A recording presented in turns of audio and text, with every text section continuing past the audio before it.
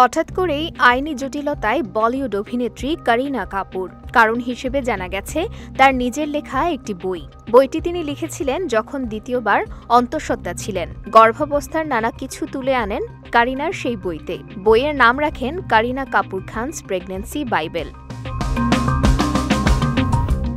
নিজের বইয়ের নামের সঙ্গে বাইবেল শব্দটি জুড়ে দেওয়ার কারণেই এই সমস্যায় পড়েছেন করিনা।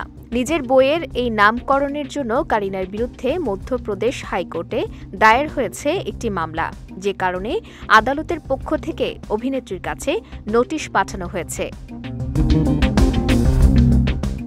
জানা যাচ্ছে, অ্যাডভোকেট ক্রিস্টোফার অ্যান্থনির দায়ের করা একটি আবেদনের ভিত্তিতে মধ্যপ্রদেশ হাইকোর্টের বিচারপতি গুরুপাল সিং আলুওয়ালিয়া এই নোটিশ জারি করেছেন। 2022 সালের ফেব্রুয়ারিতে অতিরিক্ত দায়রা আদালতে মামলাটি নথিভুক্ত করার আবেদন করা হয়েছিল। তবে সে সময় আদালত ক্রিস্টোফার অ্যান্থনির সেই আবেদন খারিজ করে দেন। আদালতের সেই আদেশকে চ্যালেঞ্জ জানিয়ে এবার মধ্যপ্রদেশ হাইকোর্টে এই মামলা দায়ের করেছেন আইনজীবী ক্রিস্টোফার অ্যান্থনি। তার সেই আবেদনের ভিত্তিতেই গত 9 মে করিনাকে আইনি চিঠি পাঠিয়েছে আদালত।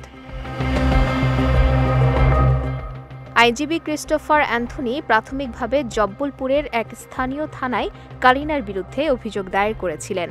তার অভিযোগ, গর্ভাবস্থার সঙ্গে পবিত্র গ্রন্থ বাইবেলের তুলনা করার কারণে এটা খ্রিস্ট সম্প্রদায়ের মানুষের অনুভূতিতে আঘাত করেছে।